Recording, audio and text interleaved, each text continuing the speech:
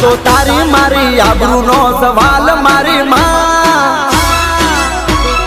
હે આ તો તારી મારી આબરૂનો